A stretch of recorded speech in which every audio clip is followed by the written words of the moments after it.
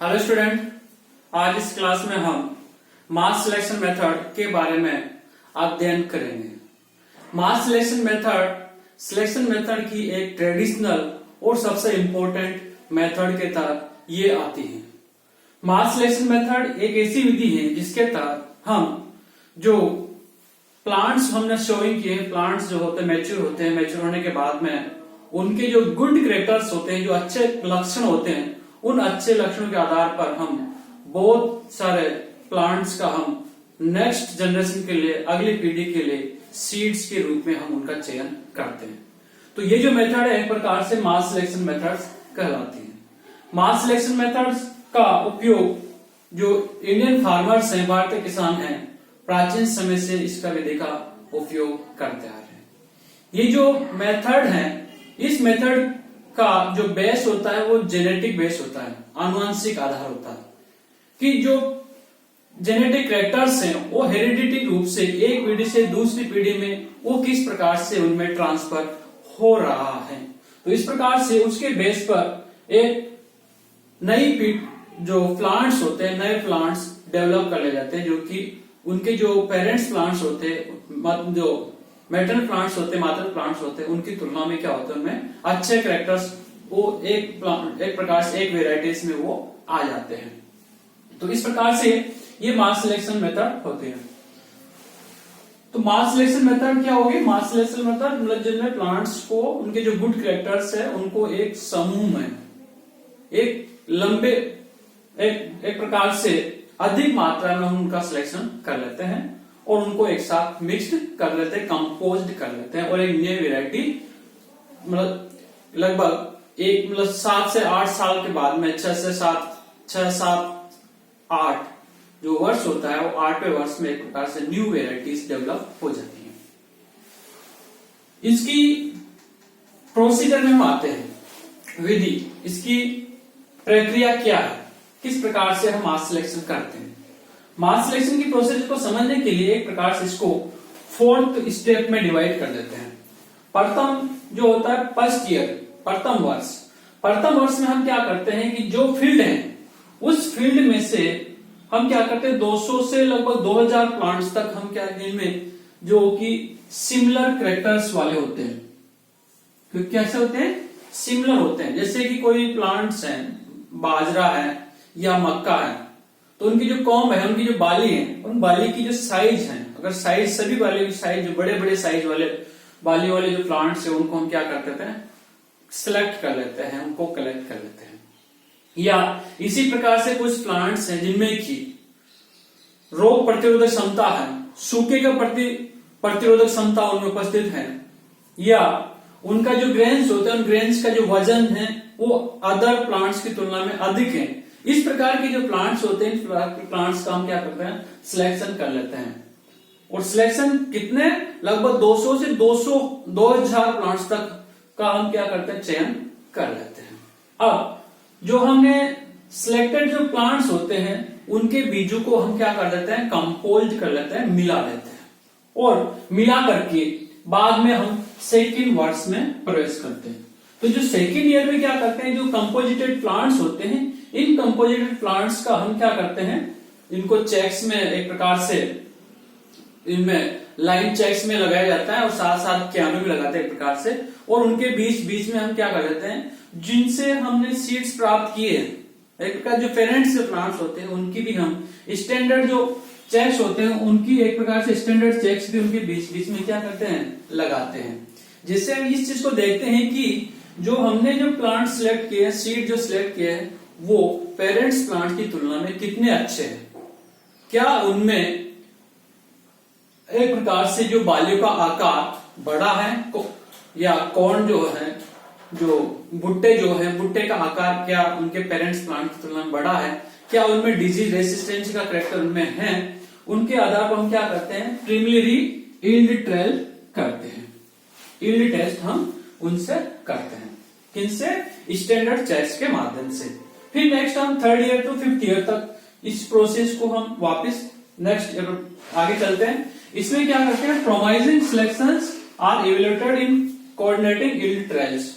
अब हम क्या करते हैं, उस उपज का क्या करते हैं, जो अलग अलग लोकेशंस में, अलग अलग क्षेत्रों में, अलग अलग क्लाइमेटिक कंडीशंस में, अलग अलग फील्ड्स में हम क्या करते हैं, उनकी शोविंग करते हैं। और शोविंग करने के साथ साथ उनकी जो सेवरल लोकेशन में हमने शोविंग किया उसमें ये देखते हैं कि बेस्ट वेराइटीज, बेस्ट जो प्लांट किसमें है। वो जो बेस्ट प्लांट है, वो आउटस्टैंडिंग जो प्लांट है उस फील्ड वाले प्लांट्स का, उसमें से हम क्या करते हैं, फिर सिलेक्शन करते हैं, फिर हम उनका चयन कर देते हैं। फिर तो इस प्रकार से phenotype of selected population clearly evaluated, एक प्रकार से हम यहाँ पर इसका किस चीज का एवेल्युएशन कर रहे हैं, उनके जो फिनोटाइपिक कैरेक्टर्स है जो बाह्य रूप से हमें लक्षण प्रारूप हमें दिखाई दे रहे हैं, जैसे कि प्लांट्स की लंबाई अधिक है या उनके जो कॉम्ब है उनकी लंबाई अधिक है, ग्रेन्स की वजन अधिक है, इस प्रकार के प्लांट्स का हम क्या कर देते हैं, सिलेक्शन कर लेते हैं सेकेंड एरिया। तो सेकेंड एरिया में दो काम हम कर रहे हैं, एक तो हम यील्ड ट्राई कर रहे हैं स्टैंडर्ड चेक्स के साथ, और दूसरा जो कि एक प्रकार से उनके जो फिनोटाइप होते हैं उन फिनोटाइप का हम क्या करते हैं, इवैल्यूएशन करते हैं। फिर हम third year to fifth year में इस प्रोसेस, जो थर्ड ईयर से मतलब तीसरा, चौथा और पांचवा वर्ष, इस वर्ष में हम क्या करेंगे, जो प्रोमाइजिंग सिलेक्शंस आर इवैल्यूएटेड, एक प्रकार से जो अच्छी वेराइटीज होते हैं, जो गुड वेराइटीज होते हैं, जो अच्छे कैरेक्टर्स होते हैं, हम उसका इवैल्यूएशन कर लेते हैं। मतलब उनका फिर वापस क्या करते हैं, हम सीड्स की शोविंग करते हैं जो कि हमें यहाँ पर मिले, अच्छे लक्षणों वाले प्लांट्स जो हमें मिले उनका सिलेक्शन कर लिया, और सिलेक्शन करने के बाद में हम वापस इसका फील्ड ट्रायल करेंगे और कोऑर्डिनेटिंग यील्ड ट्रायल, मतलब उसकी जो उपज होती है उसकी उपज का क्या अलग अलग लोकेशंस पे अब हम क्या करेंगे, अलग अलग फील्ड्स पे हम क्या करेंगे, उसका एक प्रकार से हम इवैल्यूएशन करते हैं। इवैल्यूएशन का मतलब क्या हुआ, इवैल्यूएशन का मतलब उनकी जो स्टैंडर्ड जो चेक्स हैं, उन स्टैंडर्ड चेक्स या एक प्रकार से जहां से हमने प्लांट्स प्राप्त किए हैं उस फील्ड में भी हम क्या कर रहे हैं, सीड शोविंग कर रहे हैं, और दूसरा हम जिसको हम न्यू वेराइटीज के लिए उपयोग कर रहे हैं वहां उनका भी अलग अलग लोकेशंस में, अलग अलग फील्ड्स में, खेतों में हम क्या कर रहे हैं, उसका भी शोविंग करते हैं। और हम देखते हैं कि क्या उनमें गुड कैरेक्टर्स आ रहे हैं पेरेंट्स प्लांट्स की तुलना में। अगर उनमें गुड कैरेक्टर्स अगर आ रहे हैं तो फिर वापस उनका हम क्या करेंगे, सिलेक्शन कर देंगे। तो इस प्रकार से यील्ड ट्राई हमने कर लिया सेवरल लोकेशन में, और सेवरल लोकेशन में यील्ड ट्राई करने के बाद में अब हम क्या करेंगे, जो आउटस्टैंडिंग जो क्रॉप्स होगी, आउटस्टैंडिंग वेराइटीज होती है, उनका हम क्या करते हैं, न्यू वेराइटी के लिए हम क्या करते हैं, सिलेक्शन कर लेते हैं। तो एक प्रकार से उनमें जो जिनमें लक्षण अच्छे नहीं होते उन प्लांट्स को हम क्या रिमूव कर देते हैं, उनको हटा देते हैं, और अच्छे गुड कैरेक्टर्स वाले प्लांट्स का हम क्या कर लेते हैं, सिलेक्शन कर लेते हैं। तो इस प्रकार से जो थर्ड ईयर से फिफ्थ ईयर के बीच में हम क्या करते हैं, न्यू वेराइटीज के लिए आउटस्टैंडिंग क्रॉप जो होते हैं, आउटस्टैंडिंग जो प्लांट्स होते हैं उनको हम क्या कर लेते हैं, सिलेक्शन कर लेते हैं। और सिलेक्शन करने के बाद में 6, 7 और 8 ईयर तक अब हम क्या करेंगे, एक प्रकार से सीड्स का मल्टीप्लिकेशन करते हैं। तो अब हम क्या करें, seed multiplication for distribution of seeds to farmers को एक प्रकार से न्यू वेराइटीज के प्लांट्स या न्यू वेराइटीज की जो सीड्स उपलब्ध कराने के लिए अब हम उनके क्या करते हैं, मल्टीप्लिकेशन कराते हैं, बहुगुणन कराते हैं। और बहुगुणन के माध्यम से एक प्रकार से उनके जो सीड्स होते हैं वो सर्टिफाइड सीड्स एक प्रकार से हम बाद में 6, 7, 8 ईयर के बाद हम क्या करते हैं, किसानों को हम सीड्स उपलब्ध करा देते हैं, न्यू वेराइटीज उपलब्ध कराते हैं। तो इस प्रकार से ये जो मास सिलेक्शन मेथड्स है, इस मास सिलेक्शन मेथड्स के माध्यम से हम क्या करते हैं, न्यू वेराइटीज डेवलप करते हैं। फिर नेक्स्ट आता है methods of mass selection. Mass selection की कौन कौन सी विधियां हैं, कौन कौन सी विधियों के माध्यम से हम मास सिलेक्शन कर सकते हैं।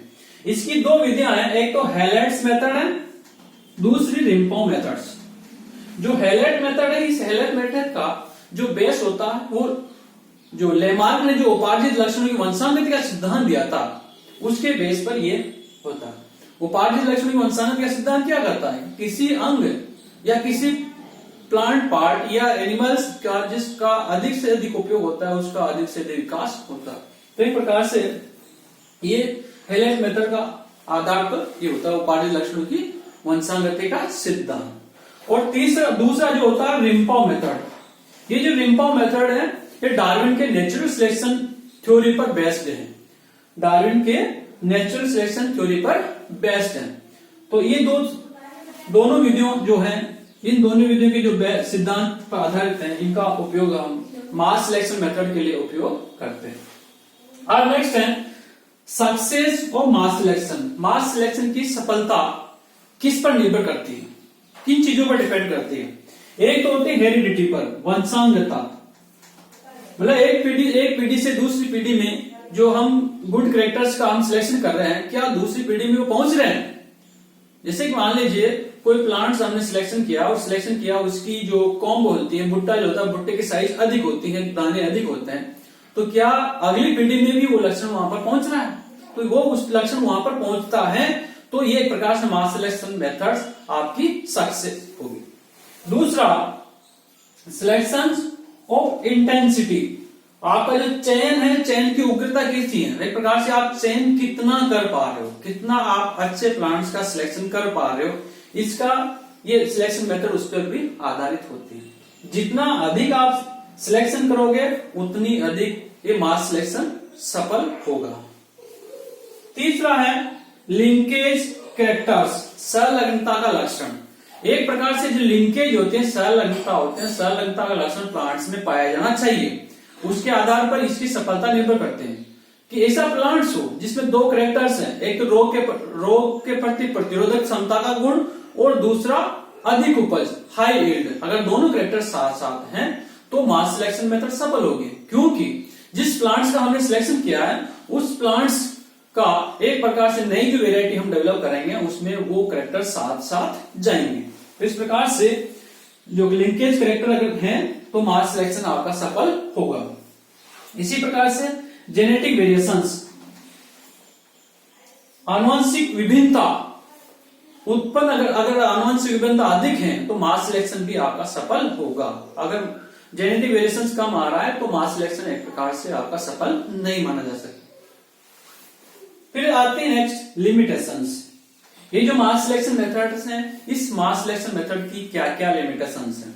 एक तो ये कि मास सिलेक्शन मेथड एक प्रकार से जो सेल्फ फर्टिलाइजेशन करने वाले जो प्लांट्स होते हैं, स्वपरागण जो किस्में होते हैं, उनमें ही सफल हो सकता है। जो क्रॉस पोलिनेटेड प्लांट्स होते हैं, क्रॉस पोलिनेटेड प्लांट्स में ये मास सिलेक्शन मेथड सफल नहीं हो सकता। तो एक प्रकार से इसकी मेन लिमिटेशन यही है। और दूसरा, मास सिलेक्शन मेथड में एक प्रकार के जो प्लांट्स हैं उनमें होमोजाइगोसिटी होनी चाहिए।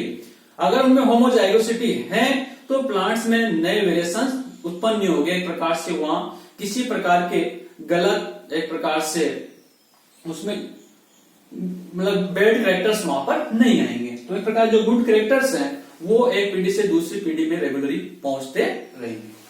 तो ये इसकी लिमिटेशन है। दूसरा, तो इस मेथड का उपयोग हम जो क्रॉस पोलिनेटेड प्लांट्स हैं उसमें उपयोग नहीं कर सकते। नेक्स्ट आता है इसके मेरिट्स और डिमेरिट्स। मेरिट्स तो जैसा कि हमने बताया कि सेल्फ पोलिनेटेड क्रॉप्स होते हैं, इनकी न्यू वेराइटीज के माध्यम से डेवलप कर सकते हैं, क्योंकि इसके माध्यम से जो बनने वाली जो नई पीढ़ी होते हैं उसमें वो गुड फैक्टर्स ट्रांसफर हो जाते हैं। और इसका डिमेरिट्स में ये आ जाएगा, डिमेरिट्स इसके यही है कि इसके माध्यम से एक प्रकार से न्यू वेराइटीज जिसमें कि न्यू रिकॉम्बिनेशन हो वो हम इसमें डेवलप नहीं कर सकते, क्योंकि जो क्रॉस पोलिनेटेड क्रॉप्स होते हैं उस क्रॉस पोलिनेटेड क्रॉप्स का हम सिलेक्शन मेथड के माध्यम से चयन नहीं कर सकते। तो ये इसमें डिमेरिट्स के तहत इसके आते हैं। फिर नेक्स्ट आता है अचीवमेंट। इस विधि की क्या क्या उपलब्धियां हैं, इस विधि से हमने क्या क्या प्राप्त किया। ये जो मेथड्स हैं, इस मेथड्स का एक प्रकार से जो ये एक ट्रेडिशनल मेथड है, पारंपरिक सीड सेल की मेथड है, विधि है, जो कि हमारे जो फार्मर्स होते हैं, इंडियन फार्मर, जो कि प्राचीन समय से इस विधि का उपयोग करते आ रहे हैं। किसान क्या करते हैं कि जैसे कि आपने देखा होगा, घरों में देखा होता है कि जो मक्का की जो क्रॉप्स लेता है, तो मक्का की क्रॉप्स में से किसान क्या करता है, जो अच्छे जो भुट्टे होते हैं, जिनके साइज अच्छी होती है, उन भुट्टों का वो क्या करते हैं, उनको सिलेक्शन कर लेते हैं और उनमें का दाने नहीं निकालते, बल्कि उन भुट्टों को क्या करते हैं, नेक्स्ट जब क्रॉप शोविंग की जाती है, खरीफ की फसल जब बुआई की जाती है, तो उन भुट्टों में से उन सीड्स को ला करके उन्हीं की शोविंग वो करते आ रहे हैं। इसी प्रकार से जो गेहूं की किस्में होते हैं, गेहूं जहां पर अच्छी वेराइटीज होती हैं, डिजीज फ्री होते हैं, इस प्रकार के जो फील्ड होते हैं वहां के फील्ड से वो नेक्स्ट सीड शोविंग के लिए गेहूं का, वीट का सिलेक्शन वो करते आए। इस प्रकार से ये एक ट्रेडिशनल मेथड है जो कि मास सिलेक्शन इसका बेस्ट है, इसका आधार है। दूसरा, इस मेथड के माध्यम से कुछ वेराइटीज डेवलप की हैं। कौन कौन सी हैं? जैसे कि बाजरे की पूसा मोती जो वेराइटीज होती हैं, पूसा मोती जो नई वेराइटी डेवलप की गई, वो मास सिलेक्शन मेथड के माध्यम से ही डेवलप की है। इसी प्रकार से ग्राउंड नट जो मूंगफली है, उसकी नंबर 1 जो वेराइटीज होती हैं, इसका विकास, इसका प्रोडक्शन भी एक प्रकार से मास सिलेक्शन मेथड के माध्यम से ही किया गया। इसी प्रकार से जो पोटैटो है, आलू है, उसकी K122 वेराइटी। इसी प्रकार जो सरसों है उसकी BR.S.G जो न्यू वेराइटीज हैं, इसका विकास भी मास सिलेक्शन मेथड के माध्यम से ही किया गया। अब हम देखते हैं इस डायग्राम के माध्यम से जो मास सिलेक्शन मेथड का एक प्रकार से आरेख की निरूपण है। इस आरेख के निरूपण हम देख रहे हैं कि फर्स्ट ईयर में क्या किया हमने, जो फील्ड है उस फील्ड में से हमने क्या किया, 200 से 2000 प्लांट्स जिनमें की सिमिलर कैरेक्टर्स थे। क्या थे उनमें? सिमिलर कैरेक्टर्स थे। और दूसरा, हमने डिजायरेबल कैरेक्टर्स उनमें उपस्थित थे, मतलब जो हम कैरेक्टर्स प्लांट्स में चाह रहे हैं वो उनमें उपस्थित थे, और दूसरा उनमें कैरेक्टर्स समान है। तो उस प्रकार के प्लांट्स का हमने चयन कर लिया। और बाद में क्या करते हैं, एक प्रकार स्टैंडर्ड चेक्स के साथ साथ इस न्यू वेराइटीज को हम शोविंग करते हैं। तो अब हम यहाँ पर क्या करेंगे, एक प्रकार से प्रीलिमिनरी यील्ड ट्रायल भी करते हैं कि पेरेंट्स प्लांट्स की तुलना में क्या उसमें वो कैरेक्टर्स अधिक हैं। तो उसका हम बाद में क्या करते हैं, इस फिनोटाइपिक बेस पर हम प्लांट्स का सिलेक्शन कर लेते हैं। अब बाद में वो जो प्लांट्स हमने सिलेक्शन किया है, इनको अलग अलग लोकेशन में, अलग अलग फील्ड्स में हम क्या करते हैं, उनकी शोविंग करते हैं। और शोविंग करने के बाद में इस चीज को हम एक प्रकार जो आउटस्टैंडिंग जो रेस्ट होते हैं, क्रॉप्स होते हैं, उनका हम इवेल्युएशन कर लेते हैं। और उस आउटस्टैंडिंग जो क्रॉप्स होते हैं, न्यू वेराइटीज होती हैं, उसी का अब हम क्या करते हैं, 6-7 ईयर में उसका मल्टीप्लिकेशन कराते हैं। क्यों? सीड डिस्ट्रीब्यूशन के लिए। इस प्रकार मल्टीप्लिकेशन कराने के बाद 7-8 वर्ष बाद क्या होता है, हमें नई वेराइटीज डेवलप हो जाती हैं। Thank you.